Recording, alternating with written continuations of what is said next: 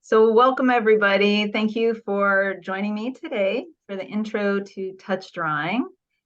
Um, I know that time is precious and I am really appreciative that you've chosen to spend some time here with me today. And I want to make sure I'd let everybody in. I think we're good there. And okay. So what I'd like to do is just start by introducing myself. Many of you know me already, but my name's Lori Sweet. I live in Harrisburg, Pennsylvania. As a social worker, I'm also a reflexologist. I do inner fitness coaching.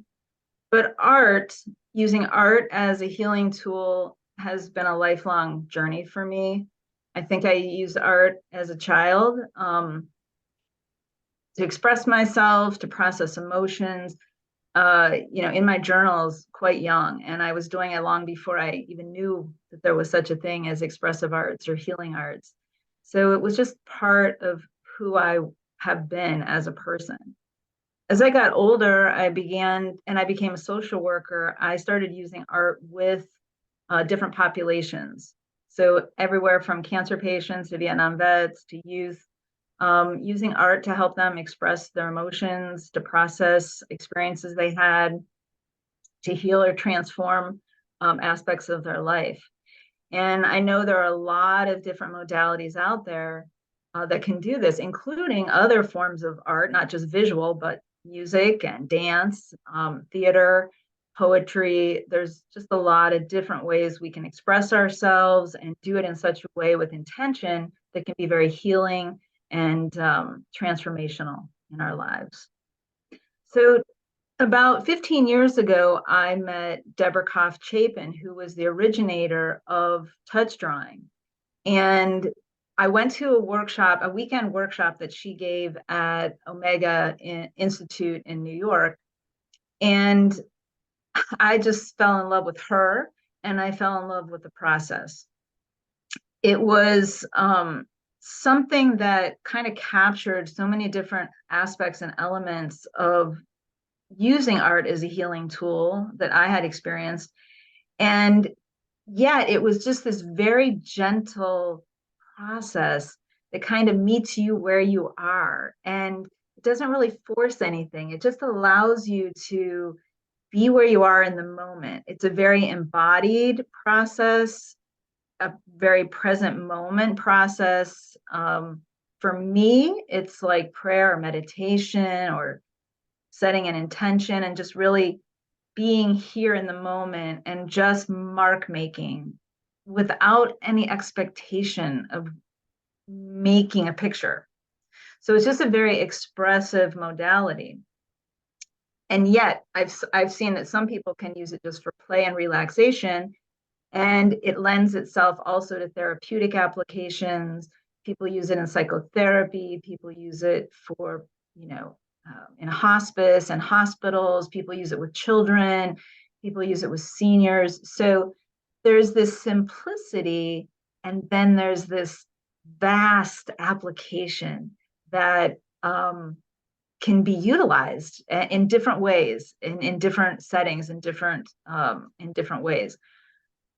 A couple of years ago, I went to a lecture that was very intense, and they were talking about violence in our culture. And I took my touch drawing materials and I just drew while I listened to the lecture.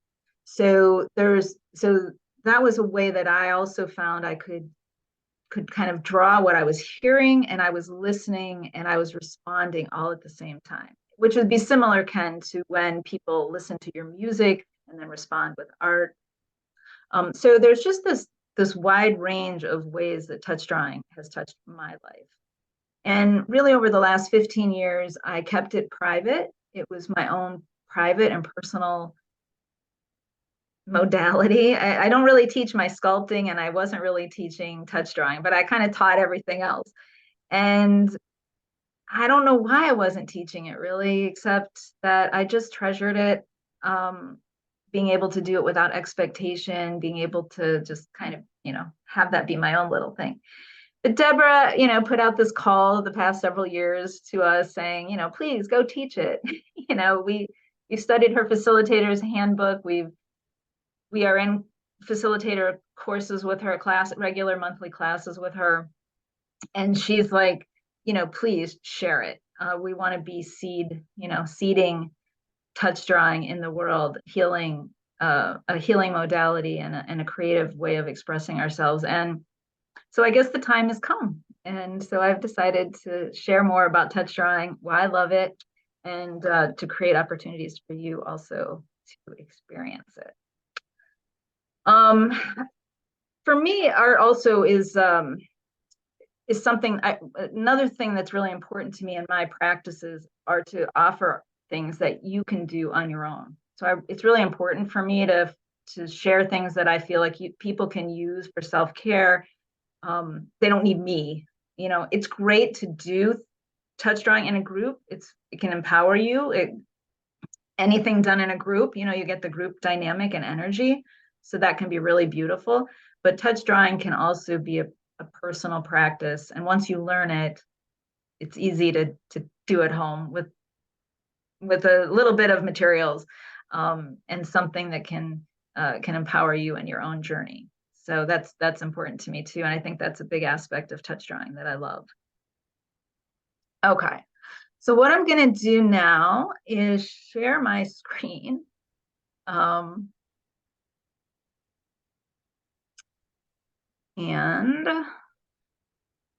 see here, I don't want that. I want this.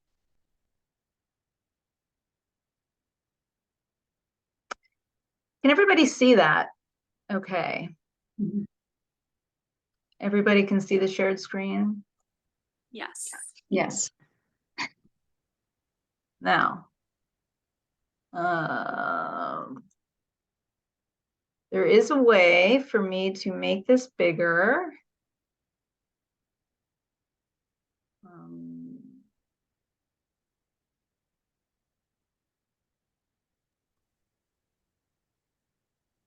Go to home, maybe, and then I want the one that says reading view. What does it say? Reading view. Reading view. Go to slideshow or view. That's a good call. There you go. There's a way. All right, got it. There we go. Okay, everybody can see that? Mm-hmm. Beautiful. All right, so touch drawing is a very embodied practice and something that, we want to get into the moment. And I know that you guys aren't going to actually be drawing today, but I want you to actually have a moment to touch into the body. Now what I want to do is actually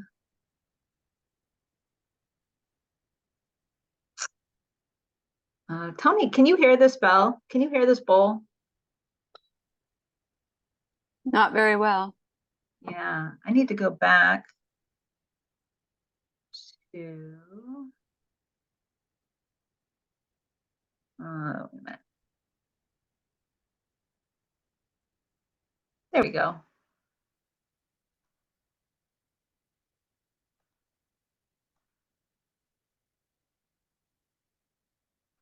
Okay, how about this? Yeah. Mm-hmm. All right, so if you're comfortable, I'd like you to just close your eyes. Get comfortable where you're sitting. Take a couple deep breaths.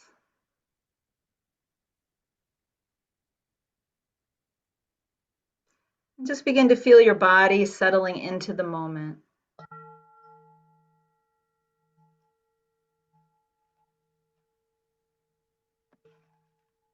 Relaxing your shoulders.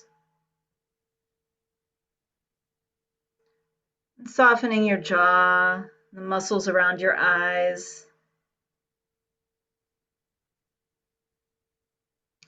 And feeling your body supported by the chair or the seat that you're in, supported by the earth beneath you.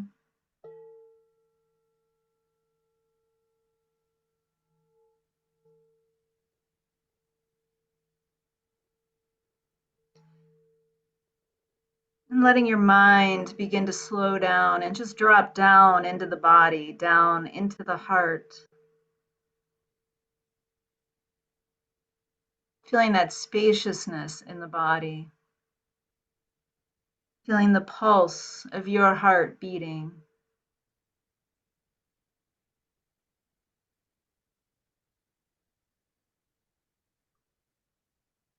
And just being aware of yourself in your own room, in the space that you're in.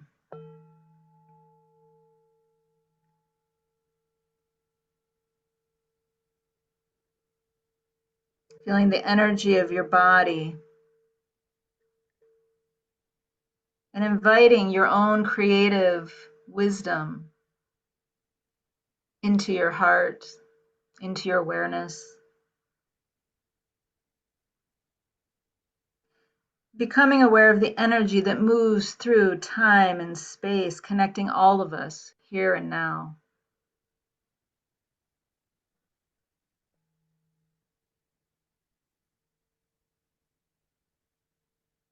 Just being present. And together, let us invite the spirit of touch drawing to be here with us, to guide us, and to inspire our time together.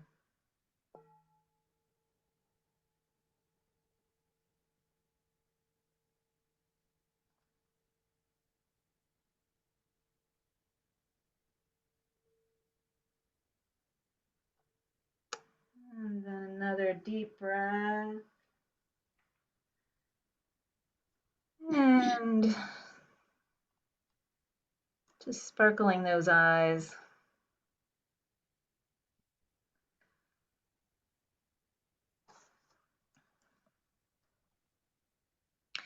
So this is Deborah Koff-Chapin, picture of her. This is a quote by her. Surrendering to such primal expression through touch drawing taught me the art of listening within.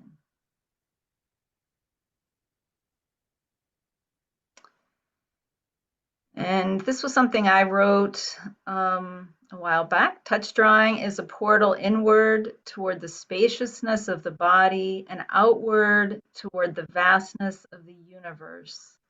It taps into something very ancient and innate within us.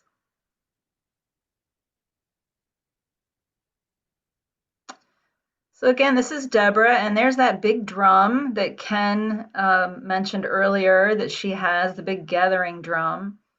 She is a vocalist, an author, an artist, a facilitator, and she does use her voice in touch drawing sessions. It's really lovely, her instruments and voice, but it's not required. You can work in silence and you can use recorded music, lots of different ways of facilitating that. So early in Deborah's life, she believed that art was a pathway to truth telling and self expression. She drew faces when she was younger, really to express the things that she was going through in the 60s as she was growing up, and it was really important to her. But when she went to art school, she said that she was really they really didn't want her to do that, and she really kind of fell into this abstract world of abstract art and kind of got away from this expressive mark making. So she really wasn't feeling as connected to her work. She was feeling a little disheartened, but she went through college. She learned the talk, learned the walk, did the art thing, and then in 1974, on the last day of college, she says she accidentally pressed her fingers into a paper towel over some wet paint, and she realized that she could make images in this way. Her inner wisdom revealed her desire to make faces, particularly eyes, that she saw as windows of the soul. And these are some of the first drawings she did that day. She felt that they were really childlike, and she was actually embarrassed by them at the time. But she also felt that she received a great gift, and they were liberating her and continued to liberate her till this day. And touch drawing was born. So what is touch drawing? For those of you who have never seen it before, this image over here on the right is one of my touch drawings. The touch drawing process itself is very simple. It's just the creation of spontaneous images created by moving fingertips over paper that is placed over a painted surface. And I'll be demonstrating that for you today, but we're also going to watch a little video of Deborah doing it. So creating a safe time and space in which to create touch drawing allows the process often to be very meditative and dreamlike. It's a very embodied form of art making that brings you into the present moment. No artistic skills are required. And actually, even if people are disabled or can't use their fingers, there are other ways of making marks on the paper. I've seen people even use their feet. I've seen them use their elbows. So it is just a very embodied personal expression using very minimal tools. So the materials are simple. It's a board, some paint, which we use or recommend using water soluble or water mixable oil paints, seem to work the best. A roller, your own hands, time, and the willingness to explore the process. Even though touch drawing is a simple process, there are endless ways to inspire a drawing session and endless applications for a wide variety of uses and for serving a wide range of populations. So I think as I was mentioning earlier, I don't think you all were here yet, but music can be a prompt. Paying attention to how our bodies are feeling can prompt imagery, working with pain in the body or an emotion, working with a prayer or inspiration, working with a dream we may have had, drawing for someone else, drawing as you're listening to someone else. So there are lots of ways that might prompt touch drawings initially as inspiring the drawings to come. It might just be a playful session. Just I'm going to play and relax and just, move my fingers almost like finger painting and have fun. So there's a wide range. And as I mentioned earlier, a wide range of populations you can work with. There was a experience that I had with a friend of mine when her husband passed away, where I woke up in the middle of the night and felt prompted to draw a series of drawings for her. And after I did it, I didn't really know what they meant. They really didn't mean anything to me. And I was a little bit embarrassed by them. But I went ahead and I shared them with her the next day, as I was prompted to do internally. And she began to cry and told me that the series of drawings that I had created told the story of her wedding day. And so she felt that it was a direct message from her husband after he had passed away to her through the touch drawings. I don't know how to make that happen. I couldn't make that happen, I don't think, but it happened. And it also made me realize that having this access to the board and the paint can be a portal, and it can work in our lives in different ways, in magical ways we may not even understand, as long as we make ourselves available to the process, which I know is true of many things, dance, music, other forms of expression. We have to show up. And when we do, we're guided as to how to use it. All right, so now we're going to go to, let's see here. I'm going to go to,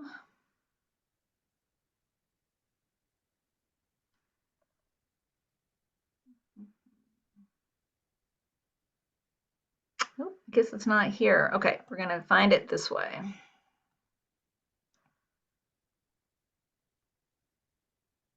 Okay, can everybody see that? Mm-hmm. Image. Okay, now I have to share the sound. All right, let's watch Deborah create a touch drawing. I'm Deborah Koff-Chapin, and I would like to share with you the simple yet profound process of touch drawing. I came upon it in 1974 in my art school print shop, playfully moving my fingertips on a paper towel intended to wipe the ink below. I felt an enormous rush of energy as lines poured directly from my fingertips and onto the page. I immediately knew this was a natural and universal way to draw. Like Johnny Appleseed, I was called to plant the seeds of touch drawing. It is now being used by young and old for healing and inspiration. I encourage others to share the process so it can take root and blossom in more and more lives. From my first scribbles to a refined art form, I also keep drawing. So that's touch drawing, an art form, therapeutic tool, spiritual practice, and a gift.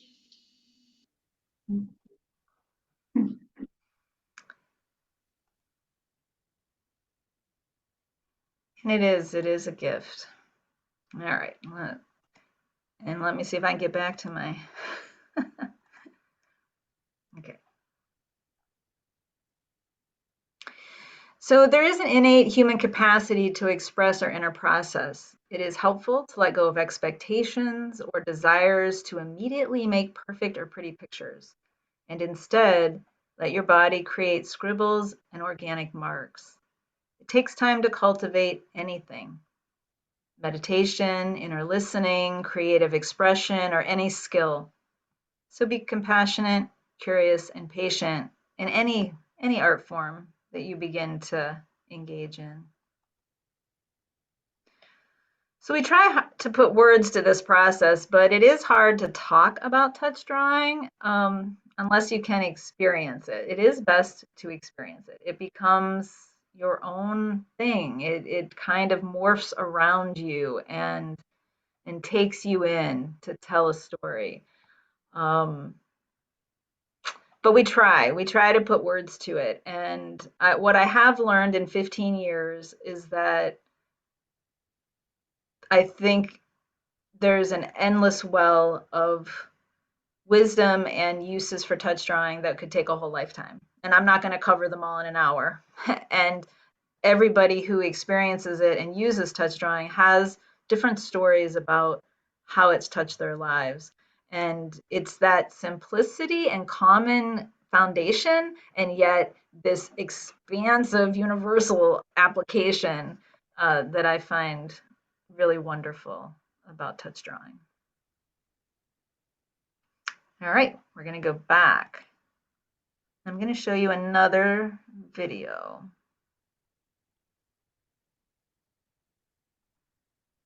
This one's a little longer, about 2.5 minutes. I don't think I'm the first person to ever put their hands on a piece of paper over ink, but the way that the process came to me, in the moments that it came to me, it came with such power and recognition that it was a very significant creative process.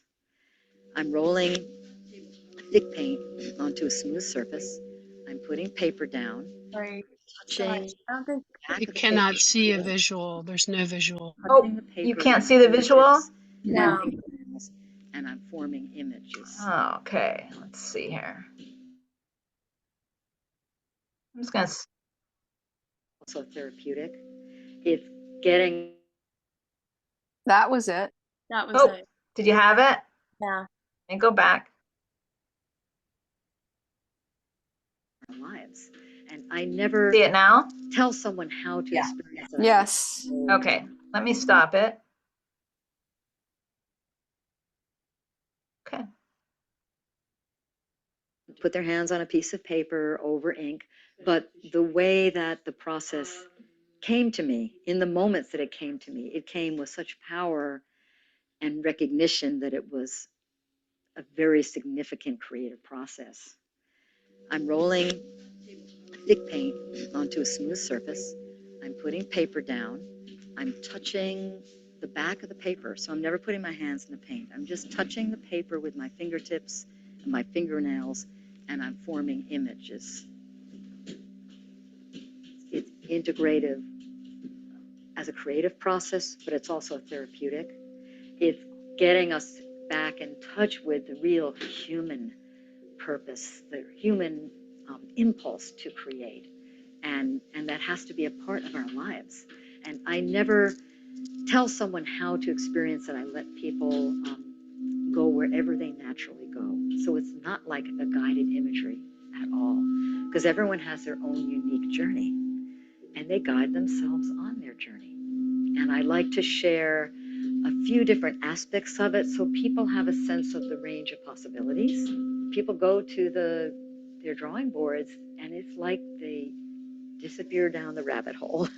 You know, I think people who have this longing, even though they feel like they can't, they feel like maybe in this workshop, maybe this process I can do. With the open hand and the experience of touch and not the grasping of a tool, they're receiving and giving to the paper. It's a very different experience and something opens up in them. Even though I've spent a lot of time in the therapeutic worlds, I tell people I'm not a trained therapist. I'm an artist who has a process that can be used by therapists, but I myself see it as a sacred art form. And I try to make it as accessible in as many realms that it can be used.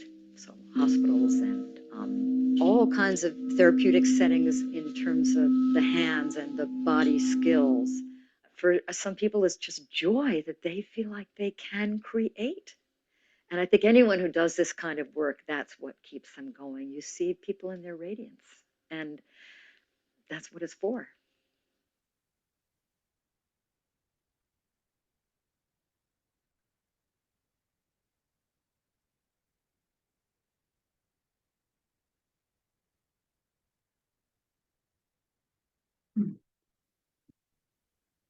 Okay.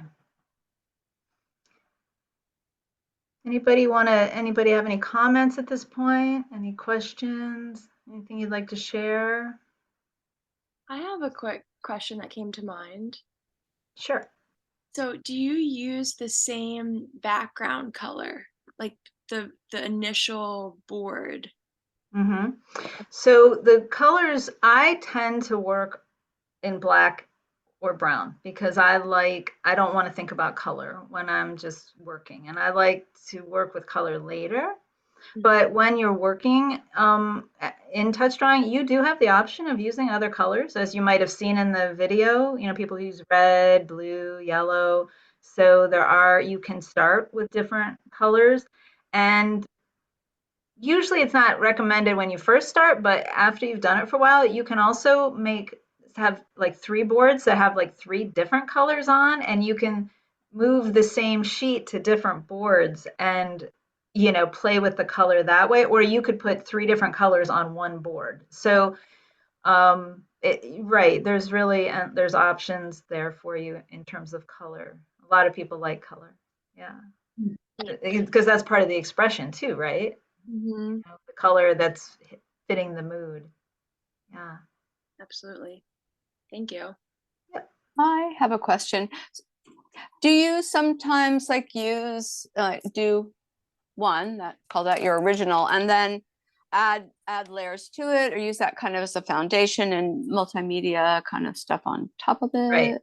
Yeah. So I'm going to talk about that a little bit later, and it's probably Okay. it is like, it's hard. Again, it's hard to talk about the whole expanse of it at once. Right. But after you've done touch drawing for a while, or after you've done like a 90-minute session and you do some process work, there might be an image that you particularly feel called to work with more. And you can develop that picture. So for people who might be using touch drawing just to do like in journaling, when you journal, you don't necessarily perfect the English or think you're going to publish it or share it with anyone, right? So you might do touch drawing to just keep it as your own personal visual journaling. But you also can develop touch drawing into an artistic expression. You might want to mount the image or share the image or color the image.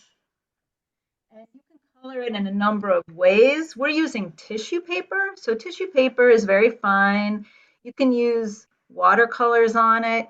You can layer it. So like this image here, this is actually colored tissue paper underneath clear tissue paper. And then there's also some pastel or some chalk pastel images, and then I mounted it on a board. So did you do the touch drawing first, or did you put the tissue over and then do the drawing? Yeah, no, just the touch drawing first. The Okay. mounting or embellishments or colors come later, and it can be really fun to do that. Deborah creates. I mean, after all the years she's been doing this since 1974, her images Right. have become very complex and Yeah. colored, and she's made decks of cards with her images. So they can be, but they also can just simply, again, be our mark making. The touch drawing sessions themselves are usually done as a series. So if you did like a 60-minute drawing session, you might make 25 pictures. Mm. And it's suggested that you keep them in order, that you number them and name the collection, and then come back to them later, because often it's a story. Often the images, even if they may seem unrelated when you're doing them, when you go back and look at them or you process them, either in a journal or with another person, let them witness you, you realize that something else was happening. Something else is coming through. Some stories being told. Something's transforming in that process. So often a session in itself is like self-contained, and then the images within it. And you might pull one image out and work with it and take it further. And might take one image, and that image might be the prompt to start your next session, where you go from that image and go forward. So the thing is it's like that balance between not scaring people off. There's all these things you can do with it, but it doesn't have to be that complicated, because on the real simple level, this is just fingers on paint. Okay, that's it. And all the rest of it is like the icing, you know? So, any other questions right now? Kim, you want to comment? I can see you're shaking your head. Yeah. Yeah. Just the tactile, somatic, and visceral experience of being in the moment with what's moving through your body and informing the paper with touch is huge. Yeah. So I'll just say that. That's all I wanted to say. Yeah. And it's a very natural thing, right, for us to do. We just do it. Who was asking a question? Sorry, it was me, Michelle. Do you find often many people close their eyes during Yeah. touch drawing? Yeah. So actually, that is a technique, especially in like beginning sessions, to have people try it. Use just their non-dominant hand, use both hands, close their eyes while they create, and really get in, feel the body movement, right? Feel what the body wants to express. So it's very kinesthetic, it's very somatic, it's very visceral.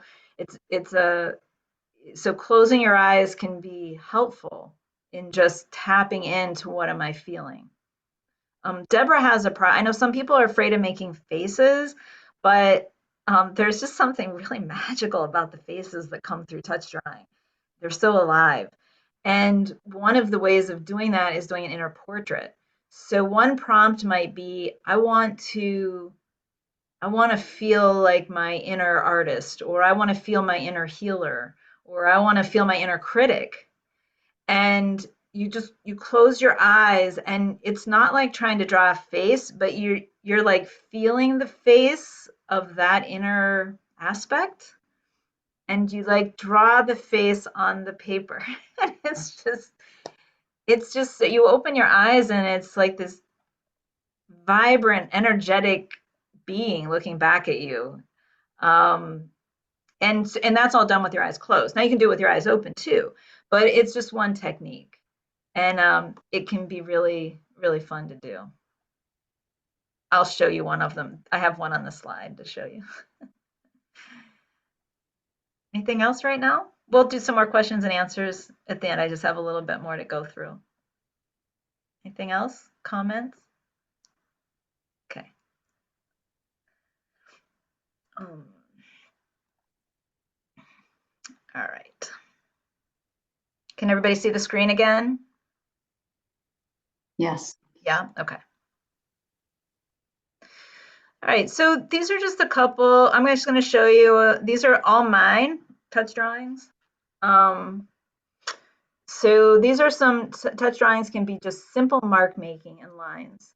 The one on the right side, the one with the more lines on it, I literally just kind of followed where the ink was coming through on the paper. It was very meditative. I just sort of followed the ink lines from the touch of the paper. So they can be very simple. Some can express emotions or even physical pain.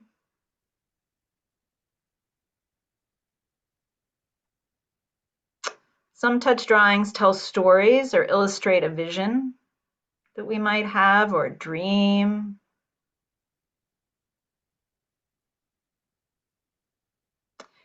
Touch drawings might show faces or figures. Often they do, but not always.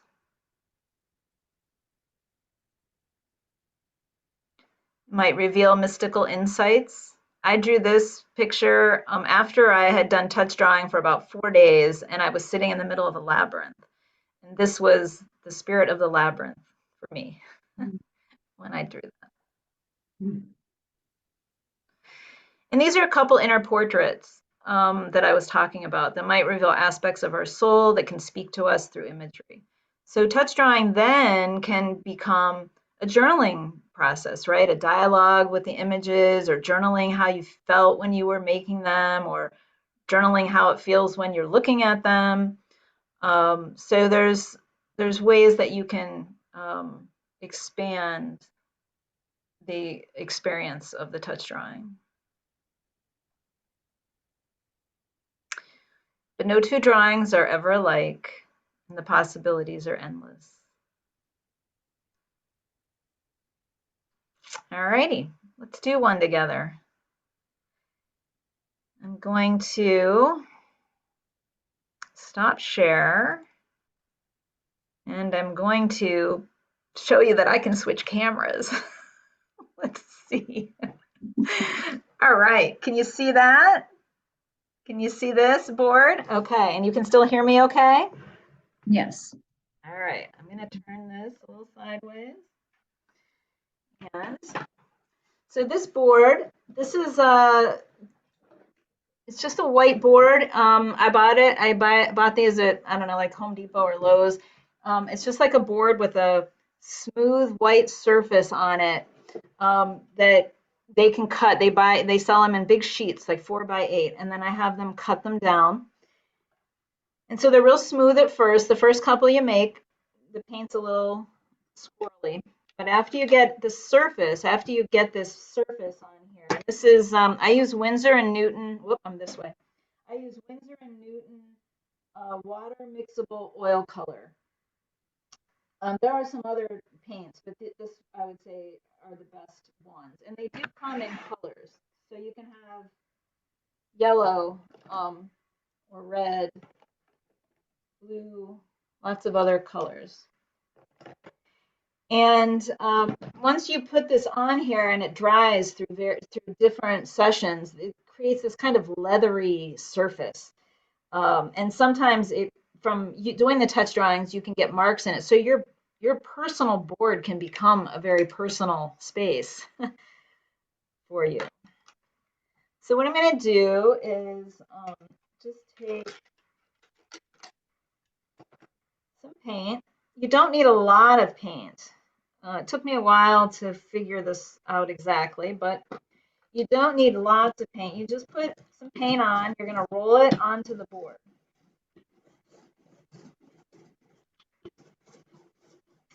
And rolling the paint is an art in and of itself.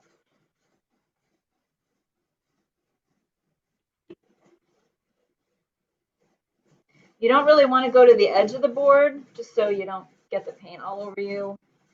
Try to make a little border around the edge.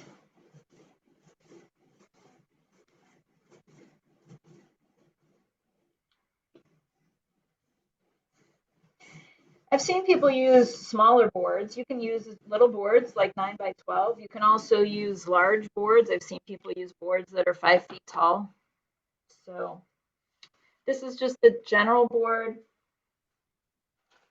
And this is tissue paper. This is just regular, this is actually acid-free tissue paper, but you could use any kind of regular packaging tissue. You can also use any kind of paper, newsprint, print paper. I also have like these little sheets of paper. These are, things you use, like doctors use under your head, when you have like little plastic sheets of paper to keep, to put on individual pillows, kind of thing. So you can use ones that are more translucent or opaque, and you have a different experience. So there's really no right or wrong way, but using this tissue paper is what's recommended initially because why? Why, Kim? Because it's Because cheap. paper's expensive. That's right. That's right. Because paper is expensive and we don't want anything inhibiting you, right? So this tissue paper is just so lovely. It's light. It's easy to move around. It's easy to roll up. It's cheap. It doesn't matter. It doesn't make you all crazy about this is some like $12 piece of, watercolor paper. It's just a piece of tissue paper. And it lends itself to just playing.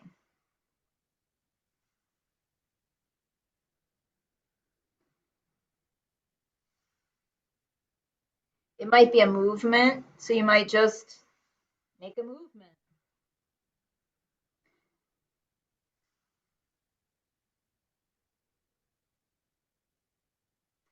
Until you feel it's complete.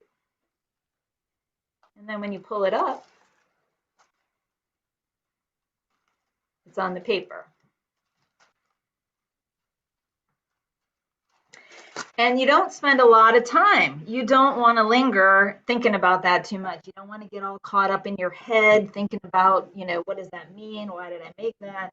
You just want to go back in and roll the board again. You don't even have to add more paint yet.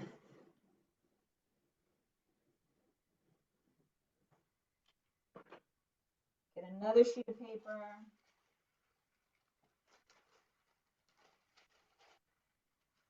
And lay it down. And again, you might, stop and think like, what am I feeling? I'm feeling anxious about doing this Zoom meeting because I don't know if this technology is working right, and if this is, and what does that feel like, And I can, you can feel it like I can feel it in my stomach. And I want to breathe. I just want to breathe and make space for that feeling and trust, right? Trust in the heart.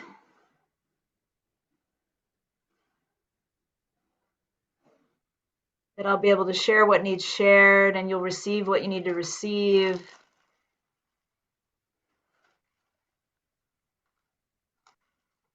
And it could be like that. So you can see how quickly you can make a drawing, right? And sometimes you might spend more time with a drawing. It might not be as abstract or as fast. It might take a few minutes to lower, or if you were doing something like with Ken and listening to music, you might be waiting, to tap into that musical flow and see what imagery comes. You can use your fingernails. You can use the palm of your hand.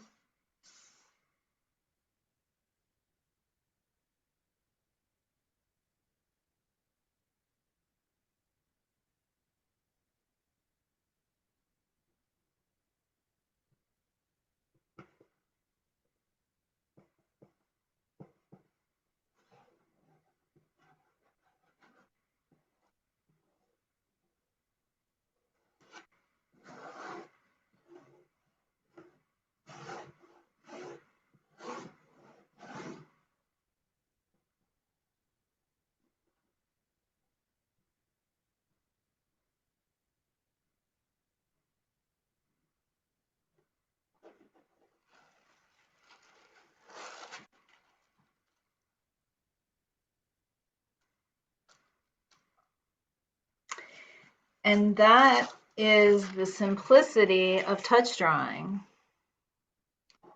At some point, the board will feel like you're not I could probably still make another one before I add paint to it. The other thing you can do sometimes is do a shadow image. So I just rolled that, but you can sometimes, depending on the paint on the board, you can just rub it. If you feel like you have too much paint or you want to put a different color on, you can just rub it and bring it up. Now, I already rolled that one. You can't really see it on this, but sometimes you get a shadow of the image, the previous image that you created. And that can kind of be a fun thing to play with too. So there's just lots of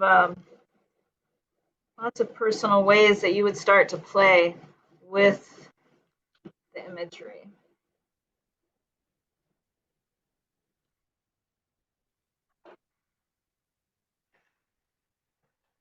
All right. So that's a little demonstration, and you can see that we could probably make a number of drawings in a short amount of time. And let's see. Hello.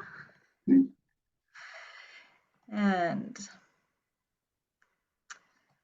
let's go into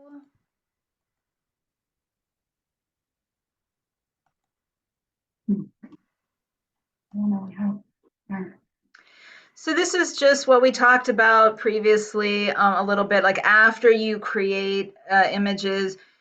And if you're in a group, I often would have you pair off, witness each other's drawings, where you listen to each other's process. Or sometimes we just respond to each other's drawings, not telling you what it means, but telling how we're responding to your images. Some people don't want to share, that's okay too. You can journal about your process, dialogue with the images, set the images aside. But we do recommend that you number them and often name them and date them so you can come back to them later. And these are pictures of some people in touch drawing workshops sharing or journaling.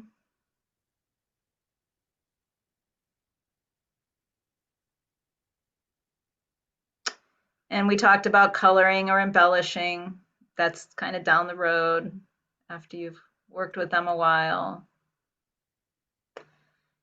And so we'll do some questions and answers. And let me go through this first so I can get out of here and we'll be done. If you want to try touch drawing for yourself, if you live here in the area, I'm going to be offering Introduction to Touch Drawing on Friday, November 3rd from 6:30 to 8:30, and it's at Reiki Space and Learning Place in Harrisburg. You can find out more on my website, Lori Sweet Studios, or on Ricky's website, reikibyricky.com. And in December, I'm doing an immersion or a retreat, touch drawing retreat, the art of intuitive expression, and that's going to be 9 to 4:30. So this will be much longer drawing sessions and kind of immersing into the process. But even in a 2-hour session, you can get a good feel for the process. So those two things are live here. Also on, you can learn more at touchdrawing.com. And Deborah does some online touch drawing classes and workshops. Sometimes she comes to the East Coast and does some classes up in New York City. I don't know if she's still doing those. She might only be teaching online now, I'm not sure. But lots of resources and information at touchdrawing.com.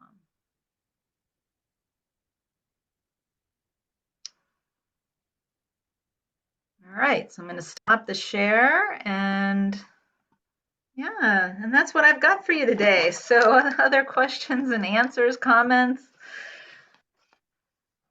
insights, thoughts? Well, I just keep saying wow as you were going through this. Like, I know you can't hear me, but I was just, it just like, wow, that is such an amazing modality.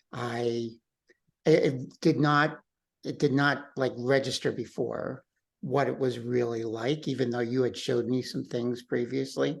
Yeah, So, yeah, the wow factor was just incredible. good. Yeah. Yeah. Thank you so much. You're Yeah. welcome. I mean, it is hard. It's hard to just hear touch drawing and know what that is, because drawing is such a strong word. Drawing has so much baggage with it.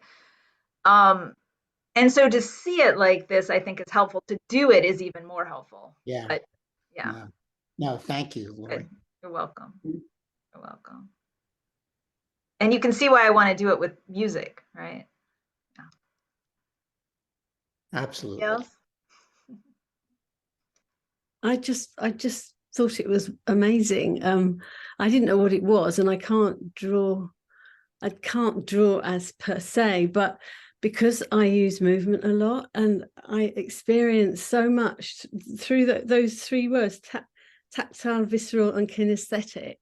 And Yeah. often I can move and and I'll sometimes draw imagery, but I just felt really excited about imagine moving or not moving. And then because it's the thing is, it's for me when I can feel that, yes, it's Yeah, kinesthetic. you mentioned that in the questions you answered, right? You mentioned this like moving and not knowing how to get that I know. expression out, right? And And I've I've seen people dance in front of their boards, and until they figure out, how they're moving. They're like moving on the board. So yeah, it lends itself to a lot of like embodied movement practices, or to do some qigong before we do it, or something that kind of grounds us into the body and then translates onto paper. it There was does, Go ahead. yes. Go No, ahead. but it's funny because I was doing qigong this morning, and often I just do free form. But the funny thing is that I felt my body full of, it was judgment actually. I felt the energy. It's like I know it. I couldn't explain to anyone, and I can draw it a bit. It's like that's amazing. But to be able to bring it through, I just feel really excited. And the other, just sorry quickly, is what sort of size balls were you demonstrating on? The size board I have here, it's 18 by 24 Okay, is what I have here. Yeah. right. Yeah. Thank And, you. and this was not, so this was an experience I had where I wasn't doing touch drawing, but I was teaching a class on using art for healing. It was called Sacred Images Healing Art. It was at Chautauqua Institution. It was a week-long class that I did for adults. And there was a woman there whose husband was ill, and she had been taking care of him at home for like 7 years. And she really was exhausted as a caretaker. She had come to Chautauqua for the week, and she was really dealing with guilt, feeling guilty that she had left him and come to this, place for the summer, for a week in the summer. She took my class, and when she was in the class, she was making this red circle on the paper. And you could tell she was just frustrated, and she just was tight. Everything was like tense. And I kind of knew a little bit about her story. And she was looking at everyone else's art, and she was like, I can't do this. I don't know what I'm doing. This is stupid. Why am I here? She was sort of in that mindset. And I had her stand up, and I took her picture across the room, and I had her put a brush in both hands. See, this is the other part of touch drawing, this two hands, right? Both sides of the brain. It's like something happens to us, right?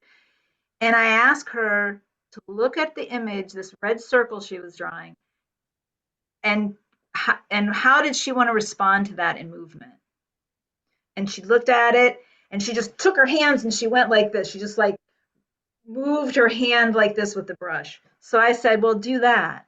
So she got paint on those brushes, and she just went to town. And she ended up making this like beautiful, like multicolored, like rainbow thing coming out of this like tight red circle.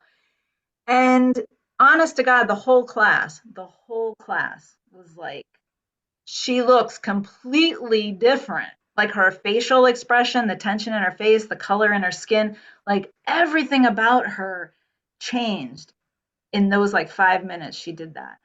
It was so beautiful. It didn't matter what she drew, it mattered that she expressed that energy on the paper. And it isn't about making pretty pictures, right? It's about being authentic in the moment and having a way of expressing what is in us and then transforming that energy. So I often see art as visual energy medicine.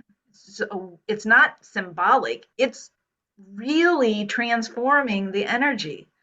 Absolutely. And yeah, so I love that. I love the movement with it. I think it's a big part of our authentic expression. So I can get super excited talking about this. So I'm all for it. I'm like just enthralled with every piece, and that just story that you just shared. I feel so moved deeply by all of this, and I'm just so grateful. So grateful. good. I'm glad. And you and Morgan are both starting, you're starting off doing some amazing work in your lives too. And even having these tools for yourself, like you said, Michelle, about, your tools for yourself and how you can be present in your life with your child and your family. And Morgan, as a nurse, like, how could I use this, right, for myself to transform that, but also maybe even a time when you'll be able to share that with your patients, right, with the people that you're working with. So, Absolutely. yeah. Absolutely. Yes, it's we have to be the space for others to feel that they can be their authentic space too, right? So Right. Yeah. absolutely. I was wondering too, and I just echo everything that Michelle just said, of course, too. I love the story that you just shared. That is so powerful. Um, will there be drums or music of any kind at the upcoming ones that you're hosting? Or will it be just curious? Yeah, so I don't, so there will definitely be music. There Okay. also will be some silence, Mm. because it's important to feel the difference. I mean, music can affect people in different ways, right? So how you have, what kind of music you're playing can impact people. I try to use not music you would necessarily hear, but really sort of like healing sound music, but recorded. At some point, I would like to use my drums and my flutes, and maybe share that. And I have been thinking about a way to combine my health rhythm training with my touch drawing training and put those together, and then hire Ken to come and do healing sound music at the workshop too. So we can get this all together. So there will be music. The 2 hour one will definitely only be recorded music, probably. I don't know if on the Saturday one I might do some live drumming and belt and bowl work, but um, there'll also be some silent time, because that's really important too, to like let you experience what that feels like as well. Absolutely. Yeah. Thank But you. down the road, yeah. It's just the beginning. Yeah, that's right. So yeah, because I did this. Well, Sylvia, you came to one of the health rhythms classes that I did right here at my house. You came, right, and played drums with us, where Oh, we did the yeah. circle for the hour. Uh-huh. So I'm imagining doing that, right? You get very embodied doing this drumming, and focused on something. Like even if we focused on anxiety or grief or whatever it was, whatever we expressed through the drumming, and then take that, what we did there, and take that onto the board. That's what I'm Yeah. thinking.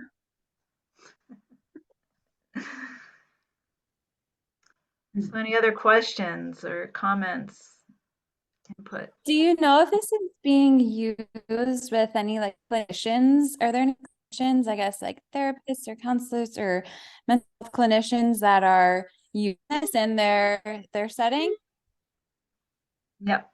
There are people, and actually, if you go to the touchdrawing.com website, you can find, there's a place where there's like little article. I don't know if they're blogs or articles, but there's a place where there's a bunch of them, and they're different people's stories about how they use touch drawing.